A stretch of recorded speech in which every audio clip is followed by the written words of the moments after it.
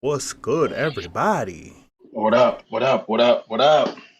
TTE Talks episode 34. 34. 34. 34. Out here, Let's man. go, baby. Super Bowl bound. Super Which Bowl means we are Cream City kickback bound. We're what, T-minus 7 days? 7 days. 7 days. 7 to give it. I don't care. Some people say 8. Whatever. 7 days. 7 next days. Wednesday. No episode next Wednesday because we'll be getting ready for the Cream City kickback, baby. That's what we're doing. For those who don't know, finally here. For those who don't know, it's just our way of getting together to link up, meet up. We've been gaming together. This is how we're gonna meet up together. Super Bowl weekend, kick it, just have a good time, man. It's been a journey to get to here. It's crazy that it's only a week away before we all start to make our way out there. Man, week away. Some of us about to be hopping on the plane. I'm about to be sleeping for the drive. I'm like 6 hours away. No. 2 of them, 6 hours away. I'm hyped, man. I'm hyped. Oh yeah, it's gonna be good times. Good times. Yes, sir. I'm excited.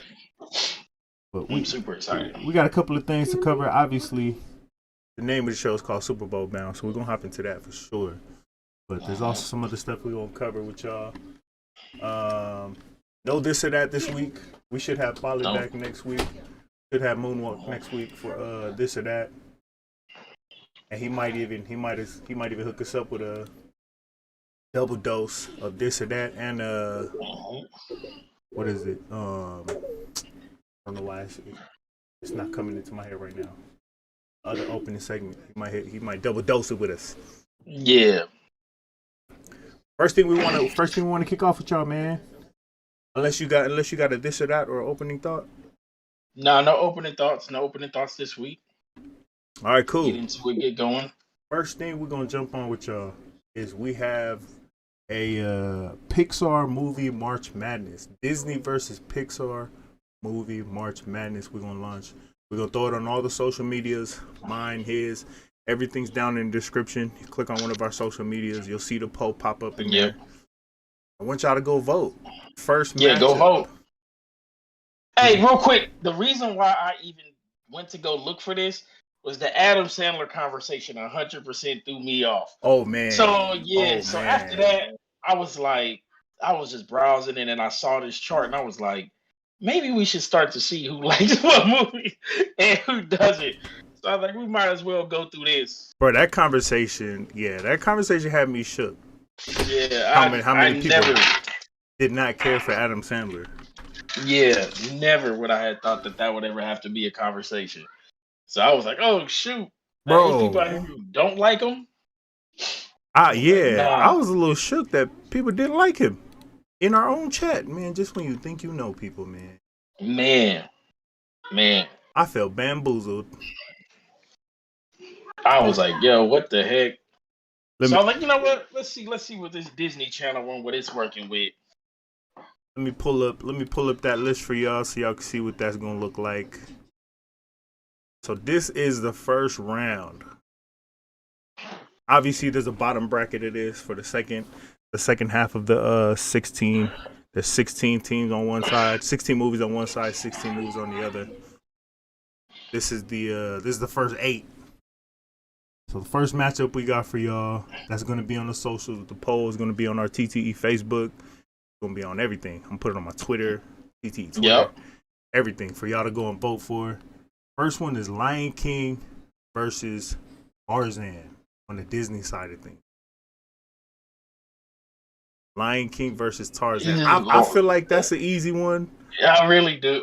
Wait, what's easy for you? Because after Adam Sandler, I don't know what to believe from anybody. You know what? That's true. It's Lion King for me. It's Lion King for me. Yeah, I feel like Lion King gonna take this one personally. I also feel like it's unfair for Tarzan to have to catch Lion King round 1, but I don't know who's gonna take out Lion King. There's some matchups that I'm looking at like, bro, that's a tough match. Like you have like on the other side of things, Soul versus Toy Story 1. Yeah. Yeah. I we'll get there. We'll get there. In this certain matchup, it's Lion King for me. Yeah, It's I'm 100% I'm Lion definitely King, going man. Lion King on this one. But that's gonna be the first one. We're gonna have everybody vote on it. We'll throw the percentages in here each week, and then we'll just keep this updated until we got it complete. It's probably Yep. gonna take a couple episodes. So the Yeah. first one posted is gonna be Lion King versus Tarzan, and then on the Pixar side, it's gonna be Up versus Brave. Up first. Up, man. The Ah, old man and Up, man. I love the old man and Up, man. I did Brave. My kids, they like Brave. They like that's kind of up their alley, but Up for me, I'm going Up.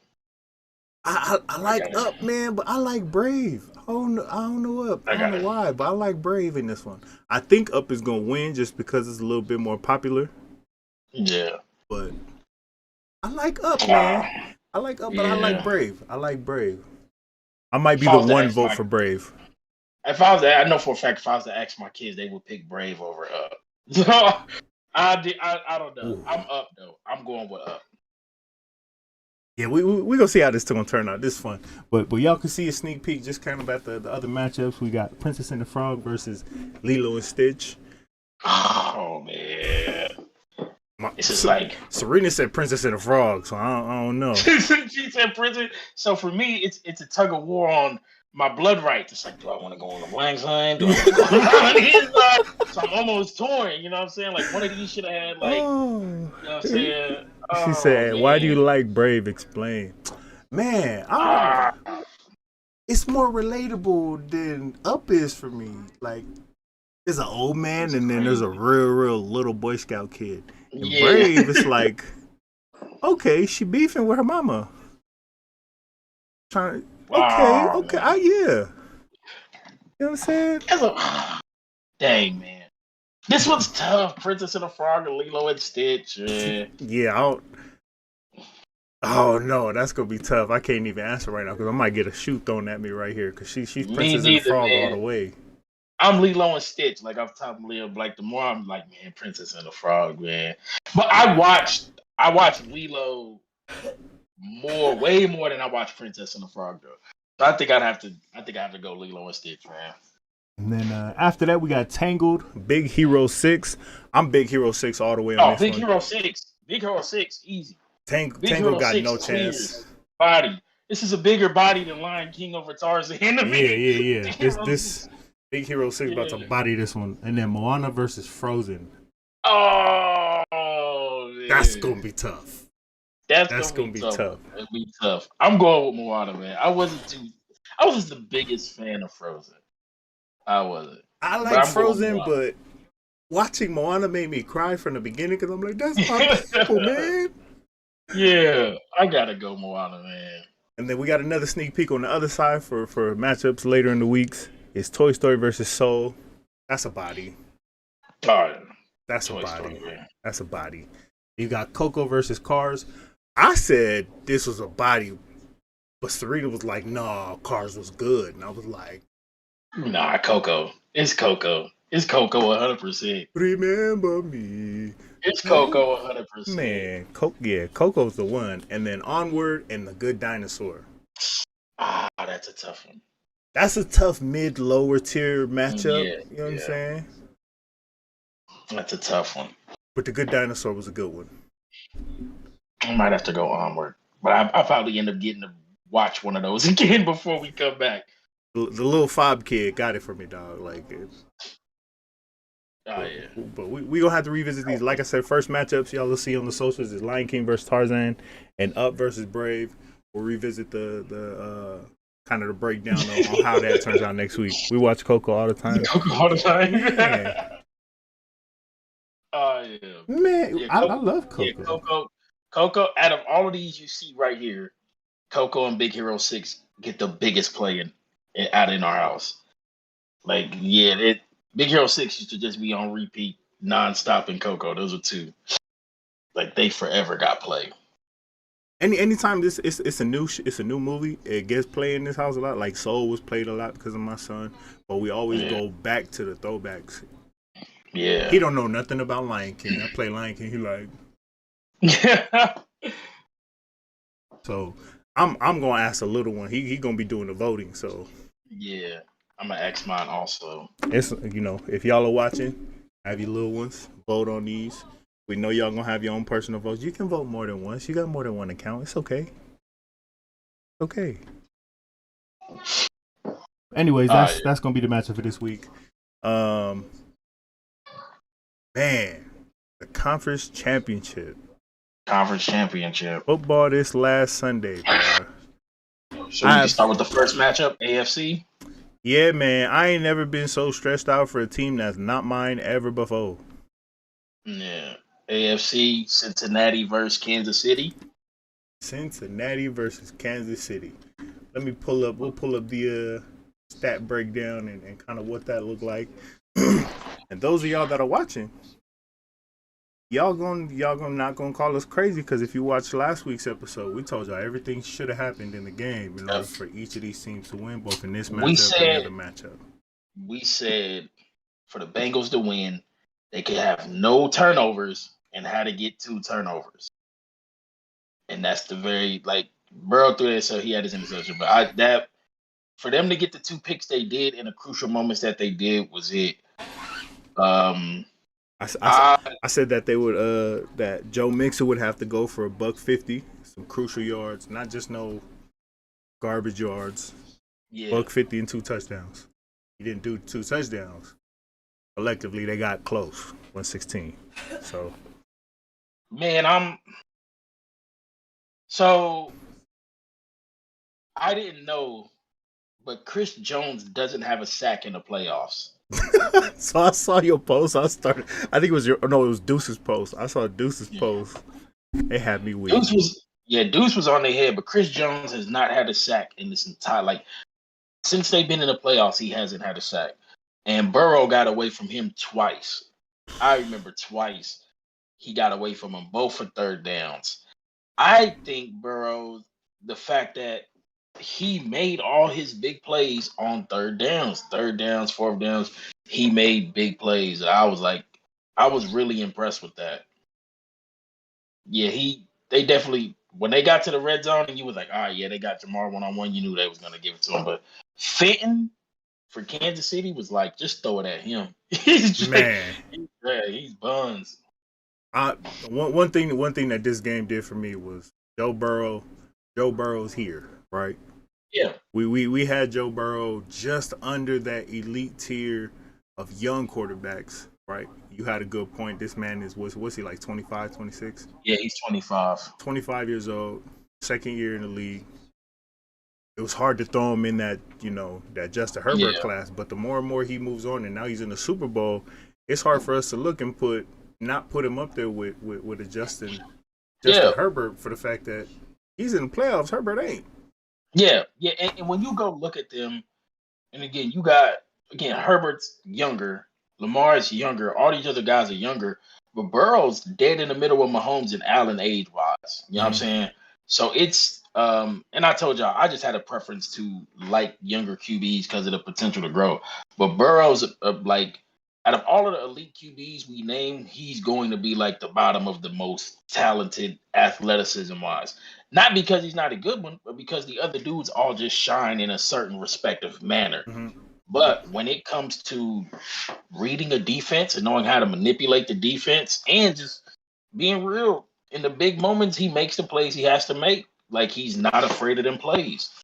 So I feel he did a great job to me of getting Higgins involved early, pushing people off of Jamar. Anytime they had the chance with Jamar, he made sure he got a shot. And then in overtime, after they got the pick, they ran the ball with Mixon. They didn't try to get cute. They didn't try to get cute. They didn't try to get fancy. They just said, all right, Mixon, this is why you're here. You know what I'm saying?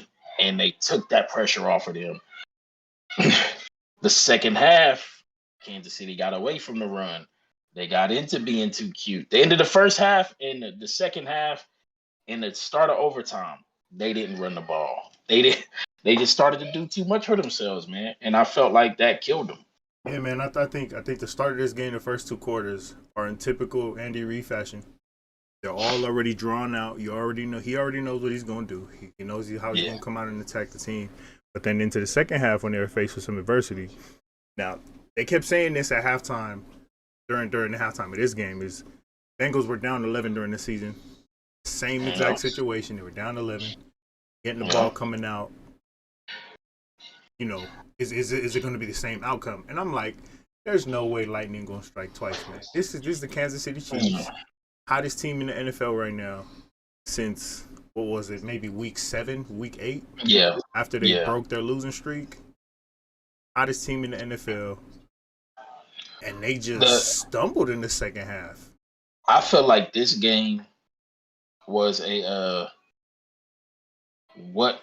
it's when we watched that Chargers Chiefs game. Y'all couldn't get out yourself, man. Like y'all couldn't just take the points when you had them. You couldn't do the simple things that got you there. You just got you was too like you was feeling yourself. One the before halftime, you know the extra stuff. The Patrick Mahomes, let me get this on 4th down, coach. I got you. Yeah, like that. That's one of them ones where you're like, I understand you're confident enough to do that because you know you're getting the ball back after halftime. Yeah. And in your head, you're like, yo, this could be a 14-point swing. Now we're up 30 plus. Game is really done. But you get no points before half, and then you come out of halftime and go, I think 3 and out. Just like, yo, man, like you opened the door right there. You really opened the door and you gave them a chance to be in this game. And that is the story of Kansas City's entire Super Bowl run, though, was teams doing stuff and leaving a door open for them. And just sitting on this side of it, you're like, wow, y'all really, your entire Super Bowl and playoff runs was nothing but comebacks. Nothing but comebacks, nothing but comebacks. Yeah. And now you're on the other side of it. And now every excuse that you're making for yourself, you have to imagine Houston said that to themselves, Baltimore said that to themselves, San Francisco. So like every team has said these teams that you've come back on. Yeah, everyone has done the exact same thing. But now that it's you that took the loss, now you want to, you know what I'm saying, you got these issues. One of the biggest things I've seen with Kansas City that in the second, because man, after the first 21 points, we were all like, oh, GG's KC. I really thought it was done. It's over. I thought it was done. It's over. Yeah, I really did. Halftime, they were like, well, Cincinnati was down to 11 earlier in the year. Same exact game, same exact situation. Exactly. And I'm just like, man, hold up. They're right. My biggest problem with this game is that 4th down play before the half. That's a play you do in mid-season. That's it. You do that during the season, man. I guarantee you. And this by no means is a comparison between the two. I guarantee you, if Baltimore is in this, and you know everyone was singing the praises of Harbaugh and Lamar Jackson earlier in the year when he was like, "Do you want to go for this?" Guarantee you, in this situation, this is not one of those where Harbaugh's looking at him like, "You want to go for this?" We're taking these points. We got the best kicker in the league. Yeah. Yep. We're up 21-11 or 21-10 in a playoff game. This is gonna send us to the Super Bowl. We're gonna go get points. And hey, remember they went for it the one time, got it. Lamar and them. They went for it against Pittsburgh. They didn't get it. Right. All criticism in the world. Like you said, you get here and you don't do it. And when me and my brother was watching and they missed that, he was like, he said it. He said, if we come out of halftime and we go 3 and out, he said the Bengals got every chance in the world to win this game. He was like, because we missed the opportunity to put them out the game. 2 field goals. 20, that's 27. Go in the half, get you 24, come out, get you another field goal. You got 27. Game over. The game is, it's so different. But because you missed that and you leave the door wide open and Cincinnati got their turnovers in the second half, you're like, yep, y'all left the door wide open. Yeah. Like you left it wide open. So this is and it's something we will talk about eventually. We're going to get to that. Who takes the blame for Kansas City's breakdown? I think to me it's coaching. You can't blame anyone but coaching in a game like this. Right? To me, that's where you have to look.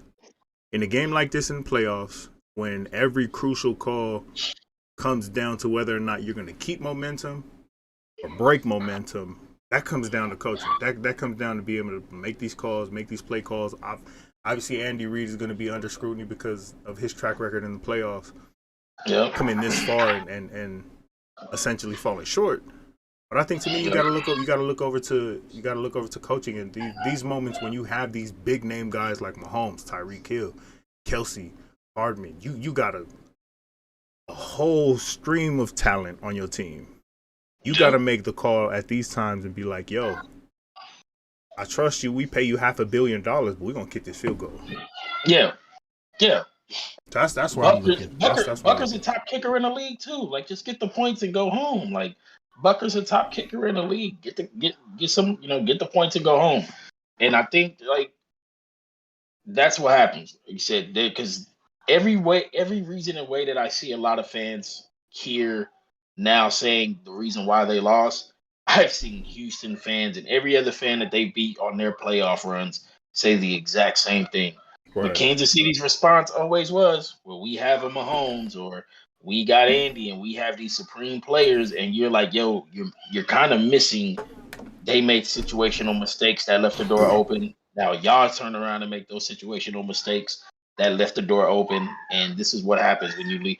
This entire year, I think it should be a theme for coaches to know.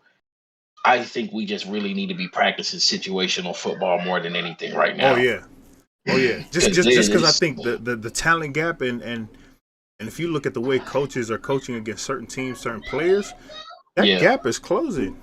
It's closing out, man. You know, exactly. You see how many field goal winning, drives that the Baltimore Ravens had this year. Exactly. And after all the injuries they had, they weren't supposed to be as good as they were. No. Obviously, the last straw to break the camel's back was Lamar Jackson going down. But they were still a win away from the playoffs, even without Lamar. Situational football. But a lot of people go. I was watching Tom Brady's first Super Bowl against the Rams, and oh man, it was 145 left on the clock, I believe, when they got the ball on that last drive. And John Madden was like, "You just kneel it here, and you go to overtime. You just kneel it here." And then Tom Brady and they orchestrated the drive. He said, nah. Yeah, he was like, that's like 145 left. Now it's a normal to know, hey, 145 is doable because of what Belichick and Brady was able to show was a realistic thing to do. Then Manning and Breeze perfected the game right along with Brady, and now it's trickling down. I was talking with one of the homies, and he was talking about like he said, athletically, you're not like there's so much talent now because science and all of that stuff. And I was like, but eventually we're gonna have 6'8" wide receivers who run 4.15 40s but can't run good routes. Facts. But because they're bigger athletes, now you just scheme the space and you scheme to this, and you get away from teaching the actual game.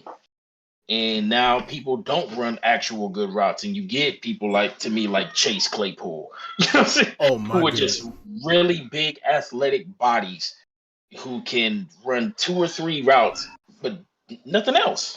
Yep. You can get them running a post, have them run that 9, but when you ask them to run, you go and ask them to run a quick slant, or do what Cooper and D-Hop do, or Devontae, finding the soft spot in the zone, making yourself open, knowing when to throttle down, certain stuff like this. Like, you have to learn it, and a lot of players don't know that. They don't. So if you would have told me at the beginning of the year the Bengals, besides Tua, who said this is the dark horse team, besides that, man, I would have never thought. But it definitely breaks. I'm glad they did it, man. The worst thing that could have happened to TTE was the Bengals making it to the Super Bowl because of Tua. This man is already on the ego high right now because he won our pick'ems for the year by a lot. I don't think anybody was catching him. Mook was close. Yeah, Mook was bold. He got bold early and then played it safe. Yeah. But what can you say, man? When you're 2 for 57, you got to take the wins. Exactly. Yeah, I'm glad the Bengals made it. So what do you think KC has to do? Because we always do this. What do you think KC's likelihood of making it back to the playoffs and again, they've been in 4 AFC Championship games in a row now. What do you think their likelihood is that they sustain this type of success, or is the road done? I think they're going to still continue to sustain the success, right? Whenever you got an Andy Reid, a Patrick Mahomes, Tyreek Hill, and a Kelsey, you're almost guaranteed 10 wins in the year, right? I think Yeah, they'll be back. They'll be back next year into the playoffs, or in the hunt for the playoffs, because I do think that gap is closing for the rest of the teams in the NFL scheme wise. You know, yeah, like you always say, you can go out there and get a running back that can do the Christian McCaffrey things. There's yeah, no such thing as a bad running back, right? yeah. I don't think there's such thing as a bad tight end either. Me neither. Me Um, neither. if we really look at the top tight ends in the league, it's not that far of a gap from Kittle and Kelsey. You got Mm, Andrews, you got Knox, you got Goddard. no. Um, there's just a lot of guys out there. You got Ertz, who went to Arizona, continued his Yep. his, his performance. But I think the Chiefs will be back. I think one of the biggest things, obviously, that they're going to need to continue to address, same thing as this season, is that O line. I think they do need to shore up that O line. I think they need to believe in Clyde Edwards-Helaire a little bit more. I know they got Jerick McKinnon, who the sexy back who fits their scheme perfectly out the backfield. An Yeah. amazing running back who could be a wide receiver out the backfield. But Clyde Edwards-Helaire, man, pound that rock. I don't think there's too much of a personnel thing that they need to address outside of just their O line. Their Yeah. defense got it together this year when they stopped playing Chris Jones where they was playing him. Took him Yeah. away from DM, put him back at D tackle, and said, "You know what? We failed on that. My bad." Yeah. Yeah. Um, their linebacking core is pretty nice. Um, Yeah. but yeah, I think for me it's just their O line. They need to get that together, and maybe Andy Yeah. needs to revisit his schemes. I believe Brown is a free agent. Orlando Brown. They Orlando traded Brown, their yeah, first. Yeah, they traded their first. Crazy part is I don't know if they can afford to keep him because they finessed a lot of their money to where next year Pat's only like a $7 million cap hit, but then after that he's into his 40s and 45s like he's supposed to be getting. So I don't know how much they can mess with this contracts no more because they pushed a lot of money for this window. But good thing is they had a really good draft this year, so draft is going to sustain that. You don't have to pay a couple people. Said Bolton, Trey Smith, Creed Humphrey, all or rookies, rookie all who came in contracts. and played. Yeah, all rookies who came in and balled out. Who I expect them to continue to ball out. Matthew, Chris Jones, and I think somebody else is tech, and I think D Ford is supposed to be getting ready to get contracts.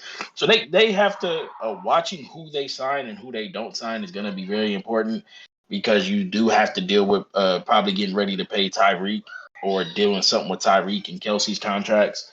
But both of them seem to me like players who are going to stay here and take the cut for whatever they got to take. So Yeah, I don't think either one of them will be ready to go.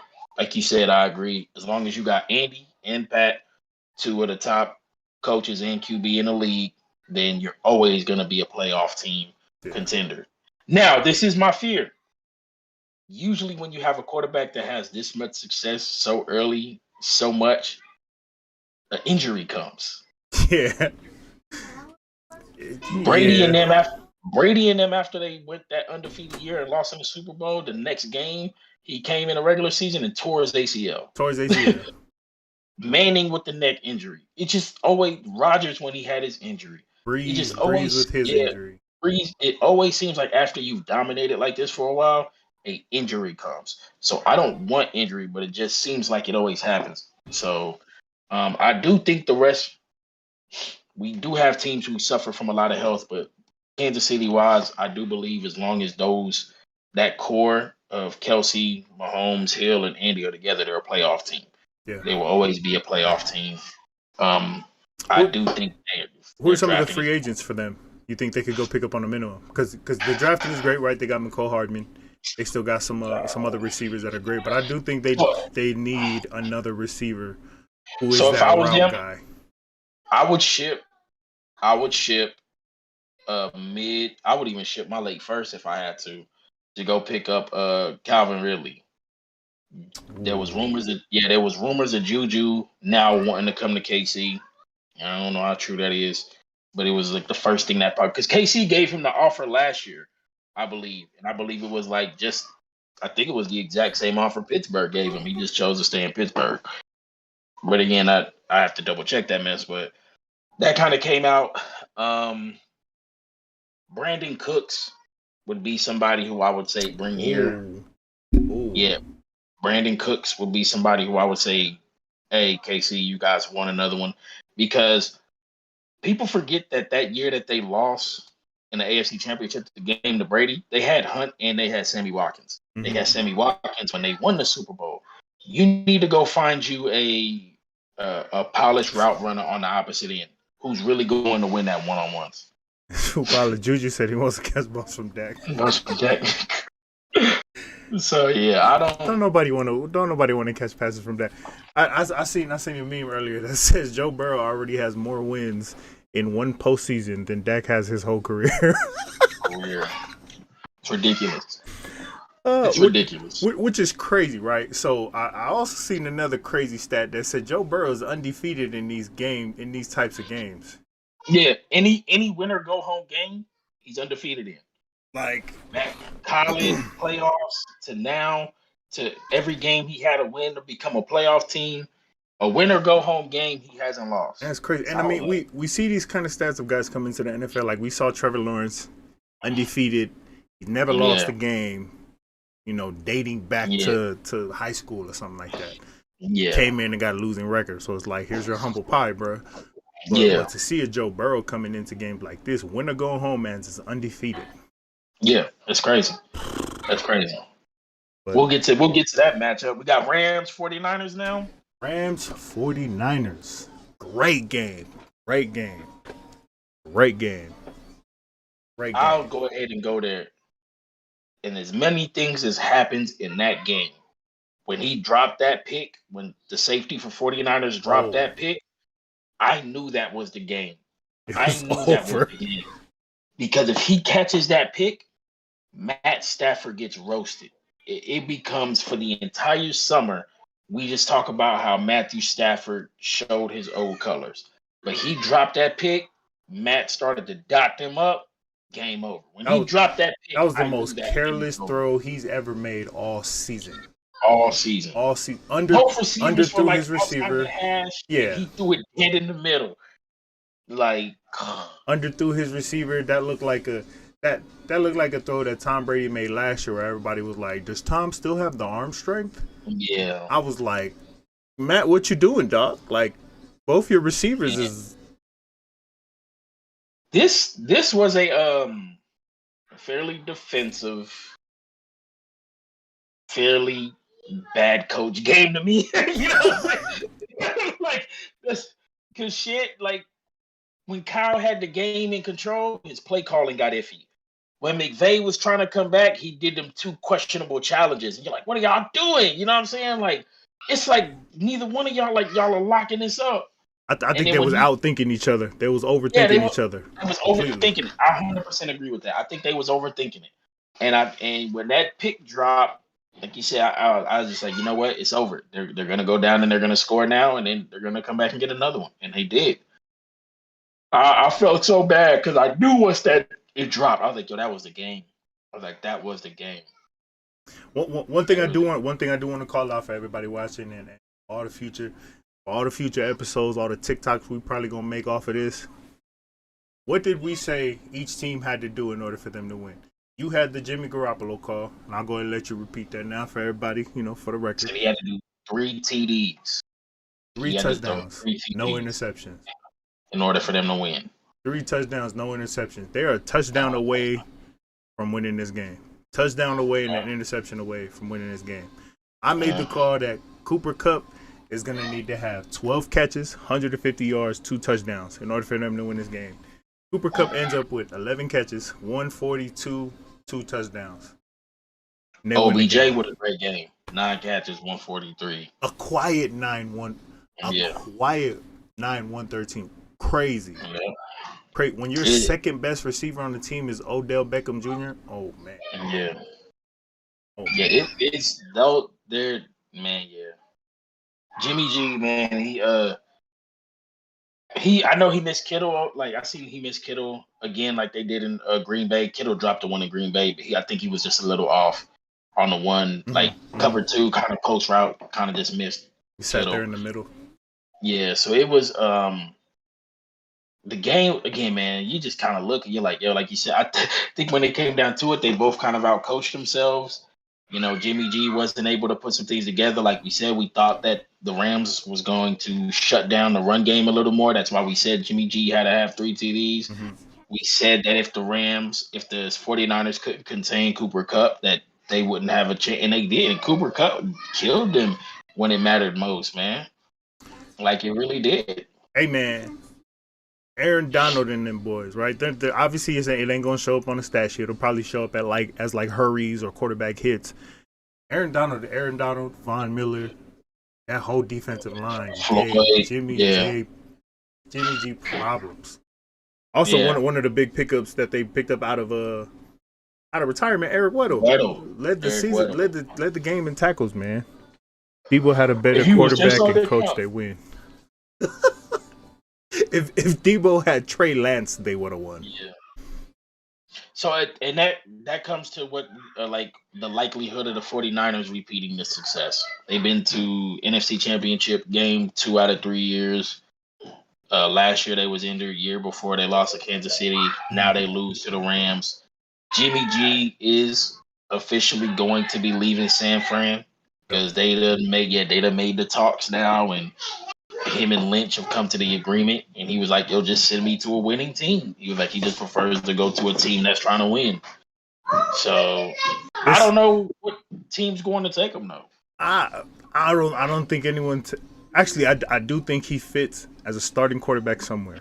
Right? If we really sat down and looked at all of the teams in the NFL, we could pick 3 or 4 teams easily. He could go to and be a starting quarterback.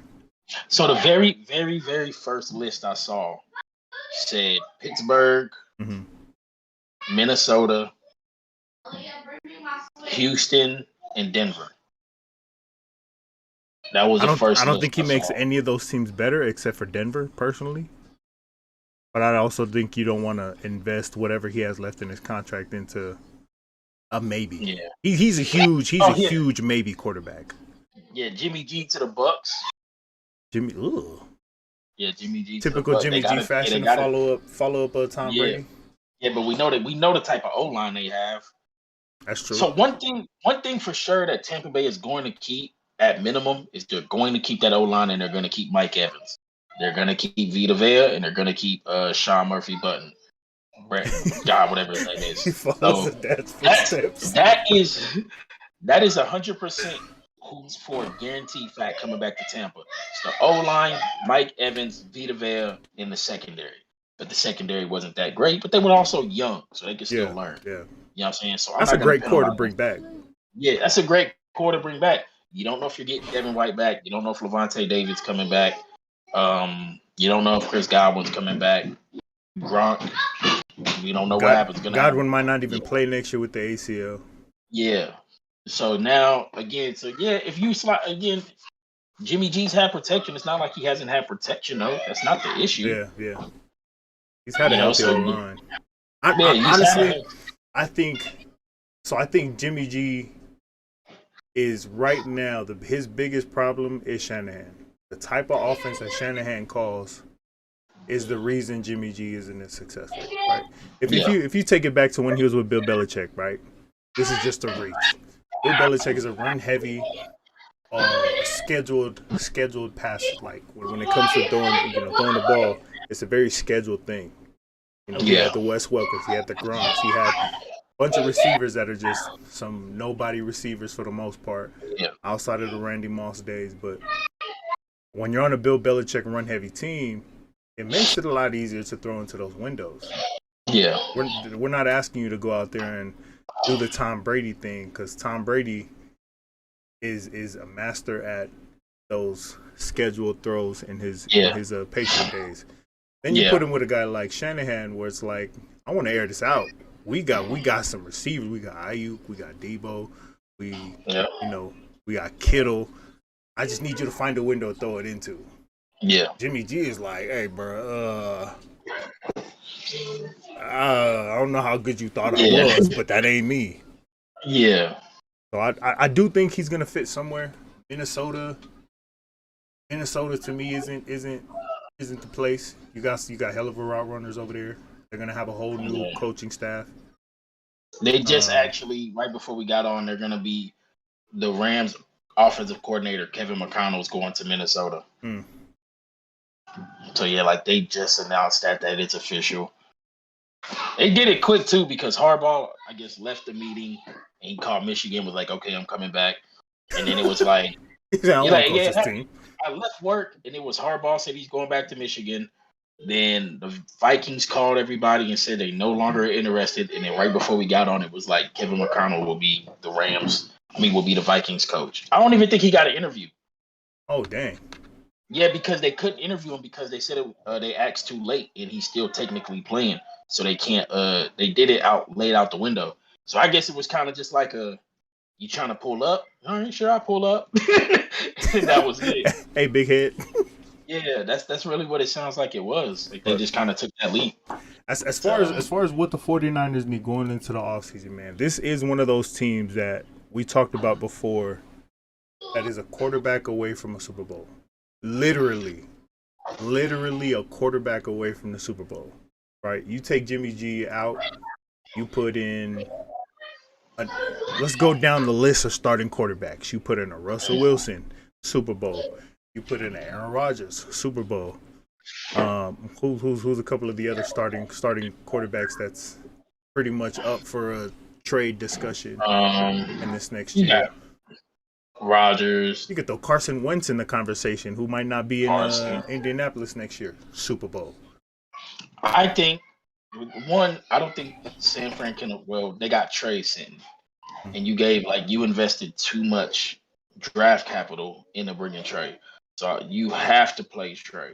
And for them to already be in agreement to move Jimmy, Trey has a full understanding, which is good because now he's going into the summer and everything with the whole intention of I've been in the system 1 year.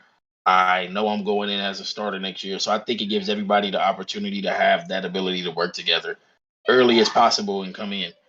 I think if Trey Lance can have who can I think of? So if you think of, so technically this is Herbert and Burrow's second year. If he can do 70% of what either one of them did, 49ers have a chance to come back. Both of them did over 30 TDs, 3,500-ish yards, and still had hella picks. Both of them threw double-digit picks. So, yeah. So if Trey comes out next year, 3,200 passing, 3,200 passing yards, 25 minimum passing TDs, because he's probably going to do more rushing, 5 to 6 rushing touchdowns. Yeah. Then I think San Francisco is still going to be a team who could be right there. So to me, realistically, for Trey Lance next year, right? I think Joe Burrow and Justin Herbert is to me the anomaly. That's the stretch. Same draft class, but I think if Trey Lance has a Jalen Hurts type year, obviously he's gonna have way more touchdowns than Jalen Hurts. I think he only had like 14 passing touchdowns or something like that. Yeah. But when you got weapons like Kittle, Debo, Ayuk breaking out this playoffs, breaking out this year, and most should be back. It's to me, if I'm looking at it, and he has a Jalen Hurts type year next year 2 that Jalen Hurts had, I think they're still in the playoffs. They're definitely in the playoffs. They're in the Super Bowl conversation because nothing much is changing. You're getting that defense back. You're getting Fred Warner. You're getting the Bosa's back. You're getting a healthy defensive core back. Your O-line is coming back. You've got all your receivers that you need. Ayuk is a year. I think he's going into his 3rd year. He was part of that Herbert, Burrow draft class. Yep. I think all he has to do is have a Jalen Hurts type year. Yeah, I'm thinking, and I agree. I think Jalen had like close to total like 22, 23-ish touchdowns. Mm-hmm. With his rushing touchdowns? Yeah, like close to 22, 23-ish. If he could keep it, like I said, if he could keep it around there, cool. If he comes out here and he's doing like 15 touchdowns and 15 picks. Like, oh yeah, damn, Kyle's gonna have a problem, bro. They're gonna be like, Yeah, hey, he's gonna Aaron. he's going to lose his job. Yeah, he's gonna lose his job because he picked this man. Like, and they invested a lot of. I don't know who did it, but this is the type of move that if it goes bad, you're gonna lose your job. Yeah, you know what I'm saying. Especially with the window of talent that they have. Especially with the window of talent. They don't have the luxury that Miami has with Tua. Yeah. Right. Yeah. Like, who are your weapons over there, really? Jarvis? Yeah. So this is again, if he comes out and has that type of year, and again, he doesn't. The team is set up going into his second year. He should definitely have. He's definitely set up for success with second-year quarterbacks. So that brings us to the Super Bowl in 2 weeks. Cincinnati Bengals versus the Los Angeles Rams, who are playing at home. Playing at home in their home stadium. Ticket prices are crazy. I think the cheapest I saw was like $3,800. It's crazy. In the way away seats. Yeah. Where you got a better view watching that mug at home on your phone. Yeah. That is wild. Positional breakdown, just like we normally do, man. Quarterbacks. I have to go Stafford. I'm gonna go Burrow. I'm going. Actually, Stafford. You know what? I'm gonna go Stafford for what he's throwing to. Yeah, I'm going Stafford. Running backs, I like Mixon. Running backs, I like Mixon better. You know what? I'm gonna go with Cincinnati because they run the ball more consistently. Yeah. Receivers, Rams. Receiving core, Rams. But it's not as big as a gap as I think a lot of people are gonna make it. Yeah, me neither. O-line, go to the Rams. I'm gonna go to the Rams. Give it to the Rams. D-line, Rams, hands down. I have to go. I don't think hands down though. Trey Henderson. True. Not a big gap. It's similar to the wide receivers. Yeah, similar to the wide receivers. I think that's what's gonna mess people up. Is I think people are really underestimating how good Cincinnati's D-line really is. Yeah. But again, I think the two best individual players are on the Rams. Yeah. But Cincinnati has more depth. I think they have more depth to be able to swap dudes in and out. You lose Aaron Donald or Von Miller, and that's it. That's it for the defense. That's it. I'm gonna go Rams. Linebackers.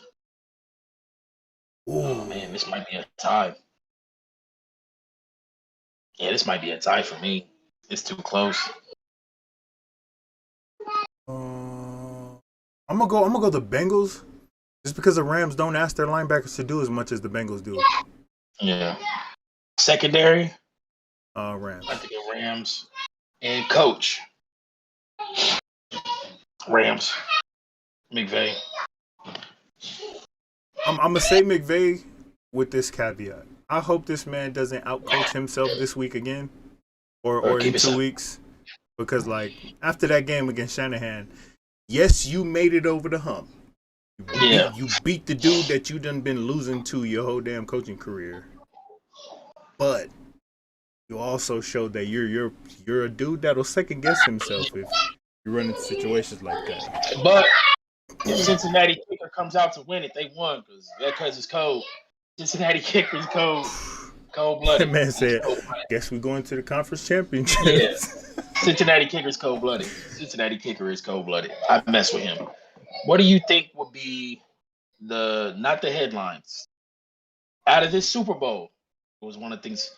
Who is individually for you? Who is the most deserving to win? The most deserving. Oh, that is such a loaded question.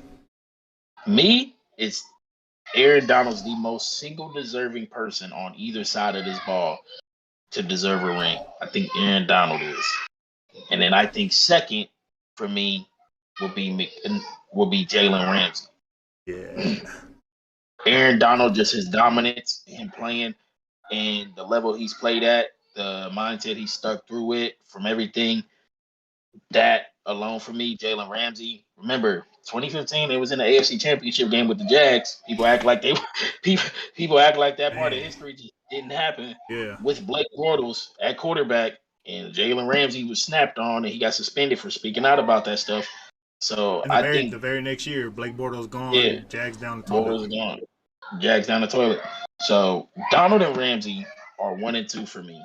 After that, I feel like they're just the two most individual people who deserve a Super Bowl. So After that, for me, it becomes a toss up. You know what I'm saying? yeah, To be honest, I don't care about OBJ getting a ring. me Not neither. because I don't want him to have one, but I think everything he's done from now to the Super Bowl was more than enough for him to like remind people of who he is and to remind the NFL like and scouts and analysts and a lot of casual fans like fit matters as much as talent for people. Yeah, absolutely. And just yeah, like fit matters as much as talent for people. And some coaches and some quarterbacks can't do it with certain people. And once you realize that, it'll be better. Stafford is deserving of it. Because again, that's one of those things where even myself was critical because I was like, yeah, Detroit isn't the best organization, but you still did have Calvin Johnson. You know what I'm saying? Yeah. And so like I'm kind of like not sympathetic because you had one of the greatest weapons ever on your team. So, you know what I'm I saying? I'm not as sympathetic on that point. But because the way that I've seen him handle this year, he becomes the third most deserving person for me on this. so the Uh most deserving person for me is Jalen Ramsey. Jalen Ramsey for me, that's my Marshawn Lynch this year. That's my yeah. Marshawn Lynch in this Super Bowl.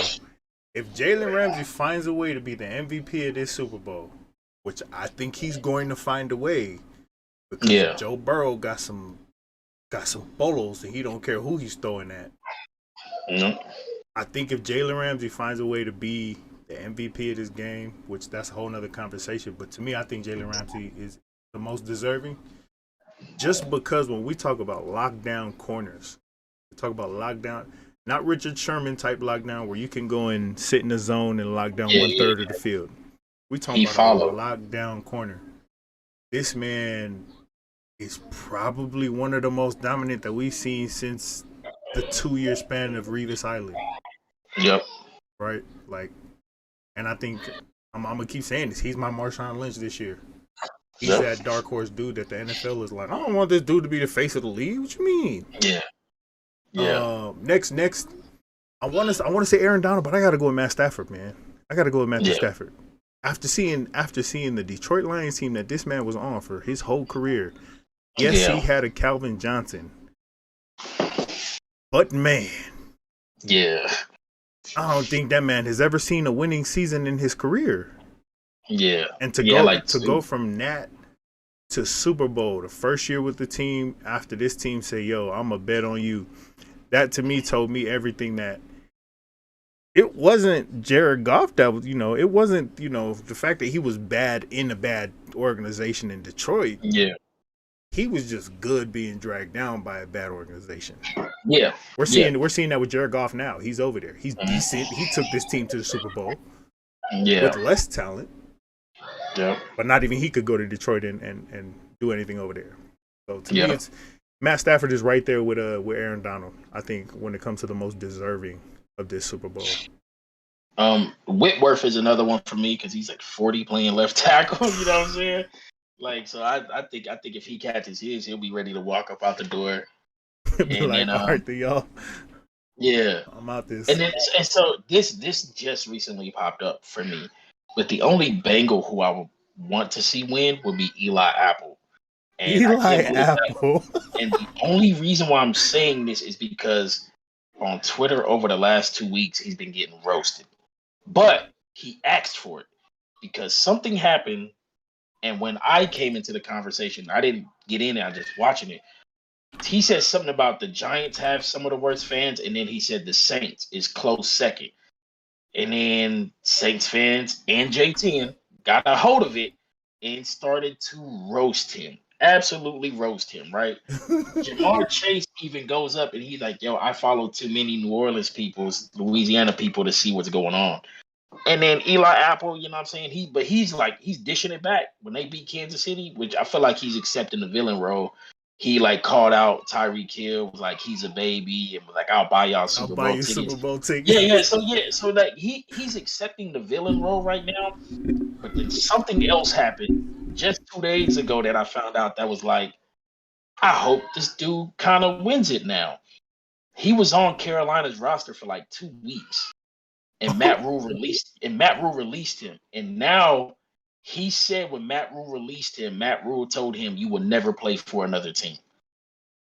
And now he's in the Super Bowl. Yeah. And so now I'm like, but that's not the first person. Oh, like we had Denzel Perryman on the team. They released him. He goes to Oakland, 120-ish plus tackles, Pro Bowl season. Roswell Douglas goes to Green Bay, balls out with them picks that we saw. Players leave, they get better. Ladies and gentlemen, this is the pain of a Carolina Panthers fan. Yeah, so it's like it's a funny cycle to me that you're seeing this. Like I said, like it also is telling of him, but it was just like he became one of the person. And then the last person for me would honestly be Sean McVay, because I do think he is a great coach. I do think he deserves to win one. You know what I'm saying? I think the GM deserves to win one because they definitely pushed all the chips in the table. They took a lot of characters that people like Ramsey, and they went and got Von Miller. They took the reach on OBJ. They stayed with Cooper Kupp after the injury, and now they got rewarded with a triple crown season. Like they made some what's the word for it? They made personnel decisions that paid off, and they stood by their philosophy. It was bold. Yeah. Even when people was talking about their philosophy, I feel like when you look at these two teams, you have one team that built through the draft, and you have another team that showed you like there's two ways to build a team to get here, and you have to see what works for you and what gets you there.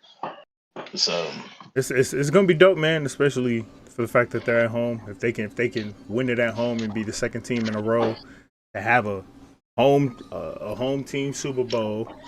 They're gonna be playing the Super Bowl during probably one of the dopest concerts we're gonna see in a long time. Yep. I'm more looking forward to the halftime show. Mary J. Blige got a whole spread of songs she could do, and she can only pick one. Man, only that's one. Hilarious. They say you got 100,000 real good songs. Pick one. Pick what? One. That's gonna be good, and we'll be watching that game together, so that's gonna be a good time, man. That's gonna be lit. It's gonna be lit. It's gonna be a good time. How will this Super Bowl be remembered? How will this Super Bowl be remembered? I just said it. To me, the Super Bowl is gonna be remembered as trust your vision for the team. That's because again, like I said, it's two different teams. It's one team who built through the draft, another team who. Yeah, so I mean, they drafted Aaron Donald, but you know what I'm saying? When the Rams felt like they built a good culture with their coach, and that they could bring anybody in to be successful. You know what I'm saying? And the Bengals, they stuck to their guns. They stuck by their young quarterback. They went against analytics and didn't take Panay and took Chase, and it's paying off for them. Yep. So for me, that's the vision of it. Is stick to your guns. If you have a vision and you think it's going to pay off, like the Milwaukee Bucks, stick by it. Yeah, stick by it and believe it, and ride it to the end. This is very much so the Toronto Raptors, Golden State Warriors finals right here. Yeah. But who do you think is gonna be the MVP? So similar to the question that not necessarily MVP, similar to the question that we asked last week. What needs to happen for each one of these teams to win? Cincinnati, for me, has to do the exact same thing they did in Kansas City. They have to win the turnover battle +2. Ooh, +2. +2. Because I don't think they could get away with not having one like they did in KC, but I feel like they have to get 2. They have to be able to win the turnover battle +2. Like we said it last week, I think we could sit here and say rush, control the run game, but that's not neither one of these teams. That's not their bread and butter. That's not what got them here. Thanks. So I think if the Cincinnati defense, which, Jesse Bates as safety for the Bengals has really been showing out. Oh, man. He had the pick in the overtime. He had the pick against the Titans. Dude was balling out against the Raiders. Like that was one of the key players you called out in the preseason too, when it came leading into this. Because I didn't know of him until I go and people are like, yo, Jesse Bates is underrated, so I'm trying to keep an eye on him as much as possible. And in these big games, you see him getting the assignments and he's showing up. Like he's showing up. So, again, but it's so crazy how a great safety in today's game is so like, it isn't remembered like the safeties we saw growing up. Oh, you know what I'm saying? Yeah. So it's different. But I think Cincinnati has to win a turnover battle by 2. because these are two of almost what I would like to say identically kind of built type team. So don't drop the pick, win a turnover battle by 2. For the Rams, capitalize. I think the Rams just have to capitalize. See, dude, at number 18, don't even know who he is, but he was wide open for the touchdown against the Rams and missed it. They're just too talented, and they have a genius coach. We know that. Just when you have your chance to make your plays, make them. Yeah. You know what I'm saying? And like you said it earlier, don't outcoach yourself, McVay. Oh my You goodness. saw what Andy did, and he outcoached himself. He got too sexy, and he gave the Bengals a chance. The Bengals haven't been dominant this playoff run, but if you leave a window open for them, they're gonna kick that hole down. Oh yeah. Oh yeah. Don't give them a chance. Don't give them a chance. If you can take your 3, take your 3. If you can take your 7, take your 7. That's it. Don't outcoach yourself. Take your points. I think similar for me for the Rams.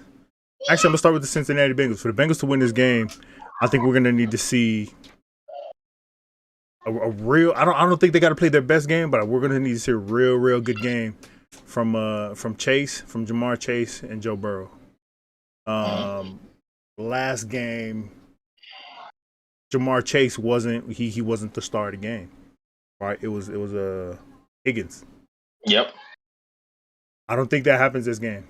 I think this is one of those games where Jamar Chase and Joe Burrow step in and it's like, look, we've been here before. Yeah. We're gonna have to connect. We've been here before, not in the NFL, obviously, but 2 years removed from national championship game, man. And we balled out that game. So I think those two are gonna need to have a big game. I'm gonna need to see 2 touchdowns from Jamar Chase. Obviously 100+. I don't think he's gonna reach 12 receptions. I'm gonna go with about 10 receptions. Yeah, I can see about 10. 10 receptions, like 15 targets. And then for the Rams to win this game, obviously there's the obvious, and McVay needs to not outcoach himself. Stick to your guns, man. Have big polos like you have all year. Go out there, call your plays. Cooper Kupp, I think, is gonna have a shadow over him the whole game, right? I think Jesse Bates is gonna play that double coverage over him over the top. But I'm feeling like this is gonna be one of those Van Jefferson games. Yeah. We're gonna see a Van Jefferson game where this man has 8 catches, 90-something yards, maybe even a sneaky touchdown. Yep. And that's probably gonna be, what seals it for them is Van Jefferson. I also got that defense. They gonna sack Burrow a couple times. There's no way they don't. Yeah. And I'm gonna need Jalen Ramsey to stay on Jamar Chase the whole game. I don't care what Higgins does. I'm gonna need Jalen Ramsey to go and stare Jamar Chase in the face and say, "Yo, I hope your quarterback throws you the ball 15 times because I want 5 picks." Well, I think OBJ is gonna have a big matchup with Eli Apple. I think Eli Apple's gonna end up having to find his way over to OBJ because they're gonna focus on Cooper, and I think they're gonna make them have to work that out. So I'm not gonna lie, I kind of expect another 7-ish catch game from OBJ on this pace. One thing I saw the Bengals do really well was at the end of the game, they ran the ball really well. It was effective with it. Hell yeah. But like the touchdown before half, they just used their running back. They took the little dub down, he took it to the end zone. I feel like getting their running backs involved early and trying to put pressure off of that D line, you know what I'm saying? Off of the O line to be like, hey, we're gonna get some of these out, try to ease them up, screen games. Mixon's a really good receiver out the backfield. Just, you know what I'm saying? Use them a little bit. They are good for that. But as long as the Bengals play clean football and can win that turnover battle like they did, I think they have a really good chance. But I'm taking the Rams though. I am. I'm taking the Rams. What's the score, man? When it's all said and done, what's the score? What are we gonna be? What are we gonna be singing in Vegas when it comes to the score? 29, 30-24. Oh, that close? Yeah. It's gonna be a good game. Because I think even if they get a gap, the Bengals have shown that they're gonna make up some room. Yeah, true. Especially second half. Both teams have shown they can make up some room. So I don't think it's nothing that is going to stay. I do think it's going to be 30-24. Bengals are a second half team, but so are the Rams. We've seen that. Yeah. There's going to be a battle of either great starts or great finishes. But to me, I got the Yep. Bengals winning this Okay. 35. No, not the Bengals. I lied. I got the Rams winning this. I don't know. I'm looking at the Bengals saying the Bengals. I got the Rams winning this 35-24. 35-24. 35-24. Stafford's gonna have his play. Oh Like yeah. he's gonna leave. He's gonna leave it up there. And the question for me is, well, he threw a pick early too to the Yeah. 49ers. You know Yeah. what I'm saying? Like he had the tip pick early. So Stafford's gonna leave it there. So it's that one's gonna be crazy. We've seen Burrow do the same. We've seen Yeah, him Burrow do the does that same. same. That man don't care. He threw the ball 30-something times last game. Stafford threw it 45. Pretty efficient, 31 for 45. But and one thing I think we didn't talk about is the importance of this bye week. Mm-hmm. And the fact that McVay has been through the Super Bowl bye week before. And some of these guys on the Rams roster have been through a Super Bowl bye week before. And just to come out and score no points. Just a field goal. Yeah. But the Bengals haven't been through a Super Bowl bye week before. You know what I'm saying? They don't have that experience. And I'm not going to say they're big-headed, but it does seem for newer teams, it takes a toll on them when they have to go through all these interviews and extra things. And you realize, from my understanding, all your practice really takes place this week because next week you're going to be so busy with everything you have to do. You might have a walkthrough or two, but you ain't going to get a full practice. Yeah, so that's going to be the tough part is seeing how they can adjust and be prepared. The only ones I think will have the quote unquote experience during this kind of a week is probably the Joe Burrow, probably the Jamar Chase, like I said. Oh, that's one thing for them is Higgins, Burrow, and Jamar. They since high school, college, they've played in big games. You know that mentality. Mixon too, they've played in big games. That's why I think that stat is as impressive too. Is they've been here before. You know what I'm saying? Like pressure moments, they've been here before. Definitely to handle the what they did in Tennessee and in Kansas City. I know they're not new to this. I don't know how comfortable Zach Taylor is with this though. You know what I'm saying? That's true. I don't know how comfortable Zach Taylor is with this. I don't know how much he's gonna. Maybe he's the one who outcoaches himself. You know what I'm saying? And starts to think too much. You know what I'm saying? I trust Burrow and Chase way more than I trust Zach Taylor in this situation. And so that's just when I look at that, I'm like, yo, this bye week does kind of mean something. And I believe McVay has a really good record after a bye week. It's gonna be amazing to see, man. Hopefully we get a good game. Obviously, that's really what we want, is just a good game. At the end of the day, it's gonna be a historic win for each one of these teams, regardless of who wins. Cincinnati wins, another team on the board that hasn't been in the playoffs in 30-something years. First time they get here, and there they are in the Super Bowl. Rams, home team, moved back to LA a couple years ago. It'd be a nice homecoming for the Rams for sure. You got a bunch of storied guys on that team. Aaron Donald, Von Miller, who's been here before. Yeah. So. I know people, they was talking about how the 49ers-Rams game was like 70% 49ers fans and how they're trying to build up the Rams fan base. And I'm just like, it's just like, for me, it's like, it's not going to happen. It's not going to happen because a lot of the diehard Rams fans I knew were St. Louis people, and they just don't feel any type of connection to the West. And then the West is dominated by 49er fans. Yeah. You know what I'm saying?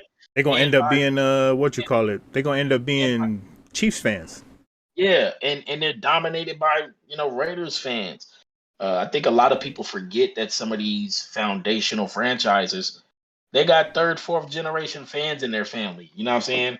So it's very tough to build that following. But this is a good starting point for them. Oh, yeah. Fan-wise, if the Rams win this Super Bowl, you're going to see a whole lot of Clippers and Lakers fans that didn't watch football before, who were probably Cowboys fans, all of a sudden be like, hey, man, I've been cheering for my home team my whole life, bro. Just waiting for them to come back to L.A. Get your America's team head ass about it. That's like here in KC, though. That's like here in KC. Like, nobody feels like they have the attachment to a basketball team like they do to the football team. But everybody's always like, yo, if we ever got a team, absolute diehards. But until then, everybody's, player following. Yes, they're player following or following whoever they family, followed before. Seattle and KC both need Seattle and KC need NBA teams. Throw one in the East, throw one in the West. You got it solved, man. We good. You really do. I don't know why Silver said he's thinking about it. Well, he isn't thinking about it. It's in motion. They're just trying to make sense of it. I think he's trying to get stingy and do all three Yeah. because Vegas gave the offer of they will pay for everything as long as they can just have a team. So they're kind of like, yeah, we don't have to pay for nothing. Y'all got it.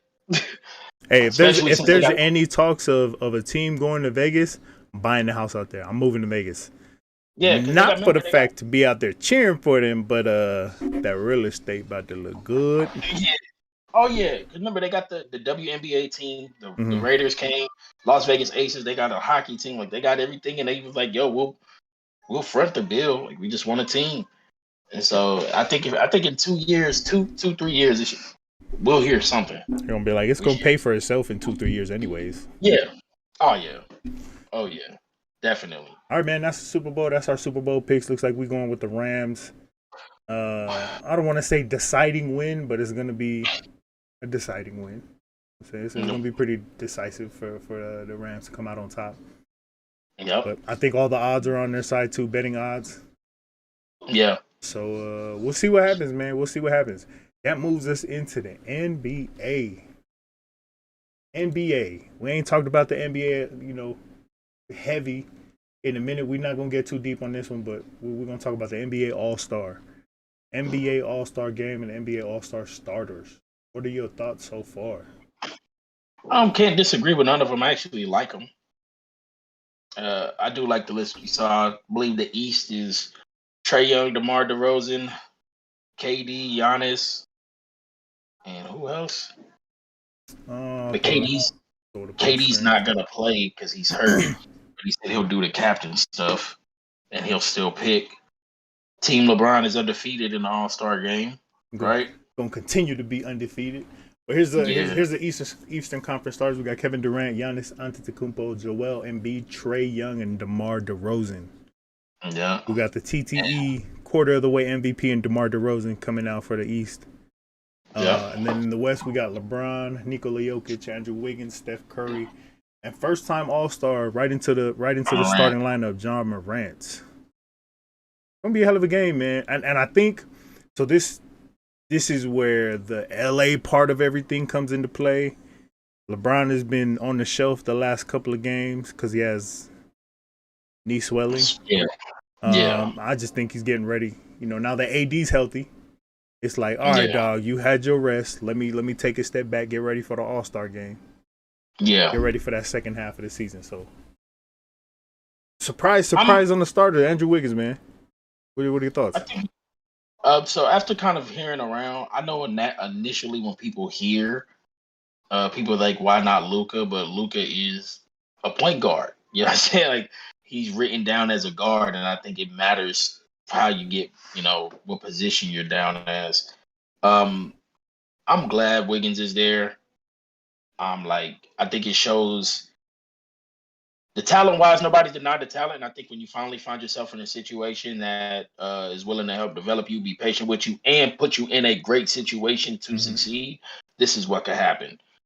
And I think that's why our evaluation process with prospects has to become better. But sometimes you hope somebody develops something and they don't. I'm super happy for Ja Morant, Steph, happy for Nick Yoke. Again, those guys are just great players, man. I'm super happy for DeMar after they try to put him in a graveyard. Man, sent him to San Antonio and just said, well, wherever he goes as a free agent, he ain't gonna really benefit. Yeah. I do need to call out all the people that doubted us, you know what I'm saying? Back on our first episodes, we did a start bench cut with John Morant, Donovan Mitchell, and De'Aaron Fox. Everybody got on our head saying that we should have cut John Morant and put De'Aaron Fox on the bench. We told people John Morant's the truth. We told people John Morant's the truth. Now they can eat it. In your face. Yep. What did you have? I know you had something. You were saying something. No. I'm happy that Wiggins is there. I think, again, I've seen people say, what about Karl Anthony Towns and Anthony Edwards? So, I don't try to put too much stock into start, because, again, it's supposed to be a show and a display, but the fact that Wiggins is there for me just shows people, there's some substance to your game style, to your play. I'm glad that he's there because it shows that He's on a winning team, and I think that should matter a lot too. Yeah. And just because you're some of the more popular players, you shouldn't just be given a position. It shows. It shows So to me that like you have a fan base that supports you. Because people forget yeah, about this at the end of the day, right? This comes to, of course, the NBA players have a say in this. They have a vote that is weighted towards this. So the yeah, NBA players obviously voted for Andrew Wiggins, and then the fan base in San Francisco, all the Golden State Warrior fans, they voted for Andrew Wiggins. People are mad like, where's D Book? Where's Donovan Mitchell? Where's yeah. They weren't gonna get the point guard position because No, that's Steph. You're not yeah, obviously the whole damn state of the whole fan base of the Memphis Grizzlies Memphis. came out and showed up for Ja. Good job. You really just got to look at yourself as a fan and be like, well, who did I vote for? Yep. They also said that Wiggins had some K-pop Asian star, I believe, who's like a diehard Wiggins fan and super big following. Was like, everybody go vote for Wiggins, and they did it. So you know what I'm saying? That's dope. Fan base, No, fan no, it base. is. It's dope because it also shows like NBA circles ain't the only circles that like basketball, y'all. You know what I'm saying? Huh. There is other people. There's Russian people who love the game who don't care about Twitter. You know what I'm saying? Like who you're not gonna hear from. Like the NBA is a global game, y'all. Like, it is a global game. One thing I want to say, I don't want to say I'm disappointed in it. Actually, you know what? I'm gonna just say it. I'm disappointed in what the announcement of the dunk contest participants is gonna be. A little disappointed, right? We got Jalen Green. We know he can fly. He's gonna come out as one of the favorites. We got Cole Mhm. Anthony. He can fly. I don't know if he's gonna Yeah, be a favorite, but he can fly. You got Obi Toppin. This dude he got the audacity to do an East Bay dunk in the damn middle of a game yeah, twice, two yeah, times.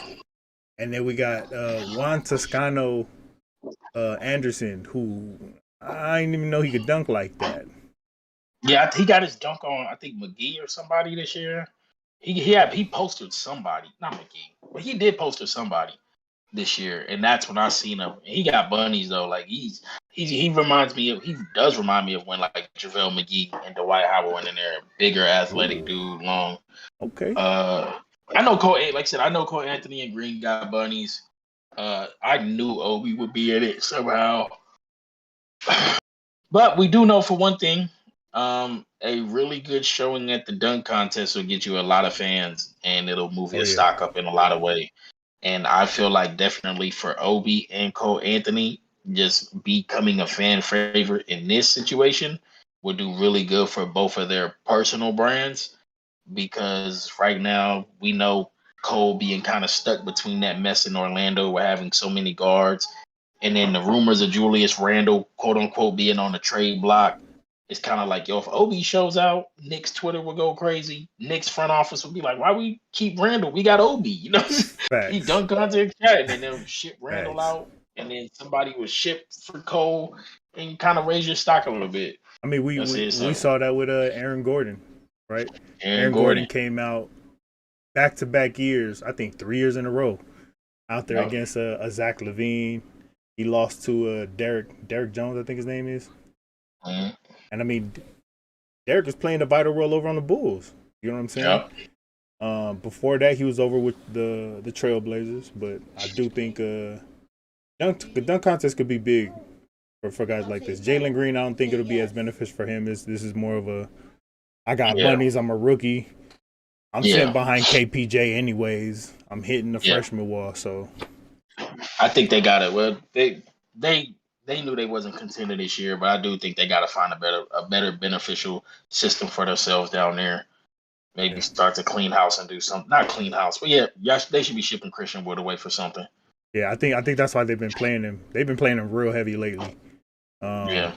He's averaging like 20 and 12 for me. 25 And plus and 12 for me in fantasy basketball. So I might throw a little bit more fantasy basketball segments in here as we wrap up the Super Bowl for y'all oh yeah, that play fantasy basketball. But let me yes. pull this up. all in all, man, I'm gonna go out on the limb and say that they need to get rid of the dunk contest for a year or two. Yeah. Just because I think I feel like they're just going through the motions right now, man. There's not a lot of quality in there anymore. Yeah, they know. From what we grew up with the dunk contest to what it is now. I mean, I think kind of after Levine made his exit, we kind of just been like, man, again, the right dunk contest could do a lot. You know? Oh yeah. But I do think they could take a break from it, but I don't think they ever will. But they could. I see they doing the Rising Star Challenge different this year. Yeah. With some G League players and stuff. I heard something about 4 games, but I don't think you want everybody playing that much over the weekend, man. Yeah, they're doing like a round robin. You play to a certain point, and then winner goes on to the next round, play the next team, so on and so forth. So yeah, it really. I just wish they would just do the All-Star game and the 3-point shootout. Yeah. Like, I mean, I got to give it up to the NBA. They're probably one of the most creative and evolutionary leagues out there. Yeah. When you look at all the leagues across the board, right? The NBA isn't afraid to try a bunch of new things. Yeah. I really hope they don't bring a mid-season tournament into play because that's the dumbest thing you could ever do. Nah. But I applaud Adam Silver for being as bold as he is, man. You know, he brought out the new All-Star format once Kobe passed, where once you hit the fourth quarter, 24 points added on will be game point, right? Yeah. The draft system didn't start until Adam Silver came in. The 2 highest voted are the captains, so yeah, they're doing a lot of things. I do like give that it up part. to them. Yeah, I do like that part. I do like that part. But any closing thoughts, man? Any closing topics you want to cover before we wrap it up tonight? Nah, nothing closing, man. And there's no episode next week because we'll all be getting ready to get to Vegas for our Cream City kickback. I'm definitely excited for that. Ready to get through and to enjoy that time. And honestly, ready to get back from it so that we can really start to dig into the NBA and see how things are going. The East is both divisions in their standings. Be able to really start to give some of our deeper input now that we've got a good amount of the season out the way and see how that goes from there. Cool. One thing I want to throw out there for folks, man, we are going to start bringing on guests to the show. We're going to get some other faces on here, some other topics. And it ain't going to be nothing big. Like, we ain't got no celebrity friends or anything like that. Just other regular fans like us that support their hometown teams. We got some folks from Atlanta heavy teams, New Orleans heavy teams, guys that we'll bring on here. Get some Raiders love on here.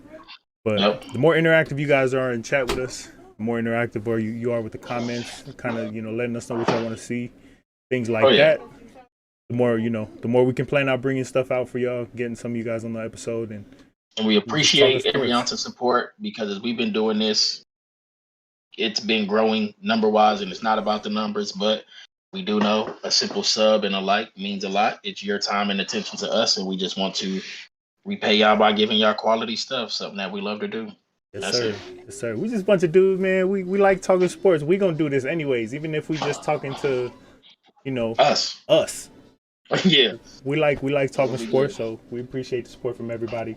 But tap in with us in 2 weeks. Next week we're gonna be in Cream City. We'll probably go live. Nothing formal like this. We'll probably go live and just have everybody in the circle, everybody around talking. You'll probably get a few more uploads during the week, starting maybe tomorrow, as far as vlogs go. From my view, preparing for Cream City, I'll probably ask for some videos from all the boys in Cream City so I can put something together. But we will see y'all in 2 weeks, episode 35, post Super Bowl NBA. Like, subscribe. We'll see y'all later, man. We out of here.